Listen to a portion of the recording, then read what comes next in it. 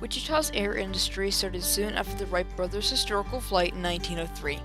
By 1929, Wichita was considered the air capital of the world with 16 aircraft plants, 13 flying schools, and 6 aircraft engine factories. The Kansas winds and flat plains made the perfect testing grounds for aircraft. A growing labor force in this rapidly expanding city provided the workers needed for manufacturing airplanes. But World War II started a new age for Wichita and the world. Like the Navy before, the nation controlled the skies, controlled the world. Even though aircraft were used in World War I, they were not very well developed at the time. Major technological advances between the wars created aircraft made of all metal instead of the old World War I wooden canvas airplanes, improved engines and propellers, superchargers to allow planes to fly higher, better bomb mechanisms, and radar for navigation. These advances changed the role of an aircraft from a narrow role to a major defensive and offensive role as a frontline fighter. In 1939, the U.S. Air Force submitted a competition to aircraft manufacturers to build the next-generation heavy bomber with a long list of classified specifications, including a 4-engine airplane with a range of 5,333 miles and a speed of at least 400 miles per hour. In addition, it had to be able to carry a 10-ton bomb load. Only one manufacturer came close to meeting the goal: Boeing. Boeing got the contract on May 4, 1941. However, it required the plane to be in the air before the end of the war. Worried about the time crunch, they looked for ready-made construction areas and testing fields. Only a few areas in the U.S. qualified. One of them was Wichita, where Boeing already had a factory. This began the turbulent life of the B-29, where it encountered numerous challenges, explored options, and overcame obstacles. The aircraft plants provided a number of opportunities. In the Depression, having any decent job was certainly something you would hope for. Once the employment situation emerges in a pretty substantial way, these are decent jobs. You're working hard, but these are well-paying jobs. And at a time where 5 years earlier people didn't have those types of opportunities, that was really important. Out-of-work farmers, hit hard by the Dust Bowl during the Depression, moved to Wichita and took jobs in the aircraft industry.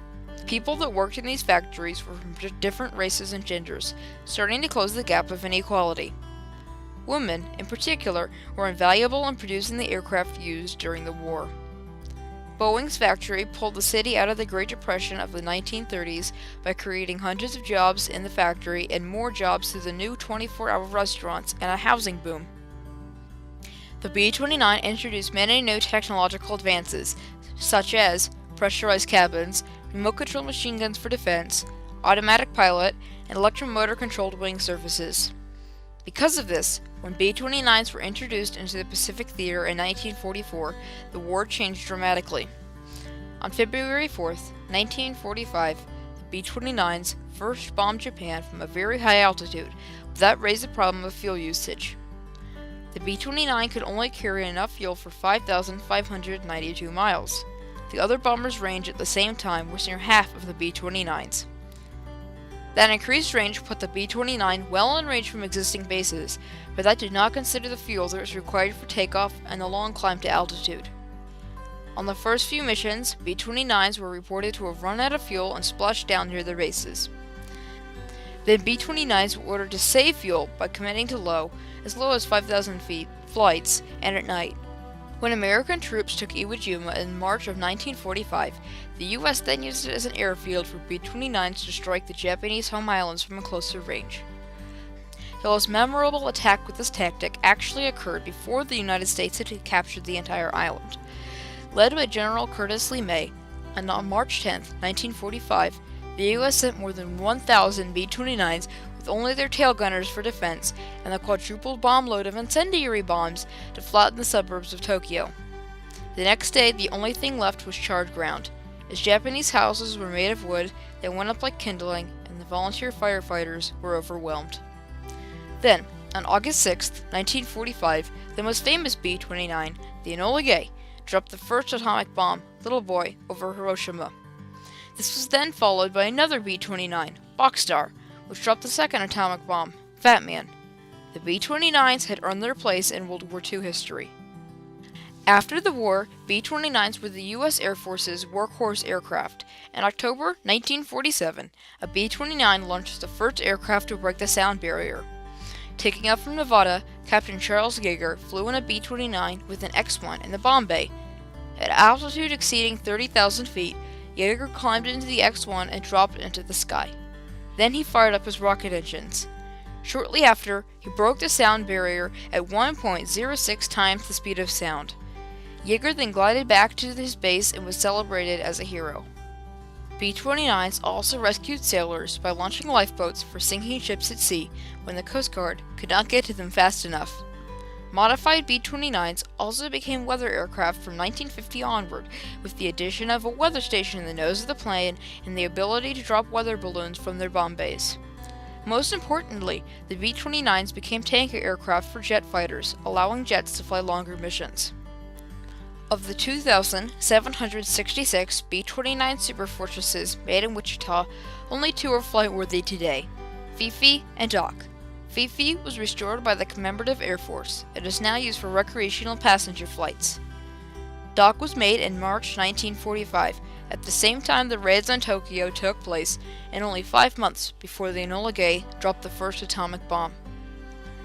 We don't think that Doc saw any combat in World War II, although there are some parts of the logbooks that are missing, and some people speculate that maybe it was used in secret missions up over Russia after the war because it was a radar type aircraft. That was early days of radar, something we all take for granted now.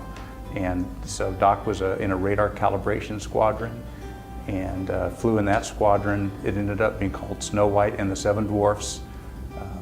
So it was the Seven Dwarfs, Snow White, and the Winged Witch. So there were 9 aircraft in the squadron, and it was one of those. After the war, there was a gap in Doc's history between 1945 and 1951. Some people believe that Doc was used as a camera-carrying aircraft to spy on Russia after World War II, but those records were lost or destroyed. In May of 1955, Doc was assigned to tow target dummies for the U.S. Air Force. The following year, the Air Force sold Doc to the Navy and then used Doc on a bomb testing range in Nevada for 42 years, this time on the receiving end of the ordnance.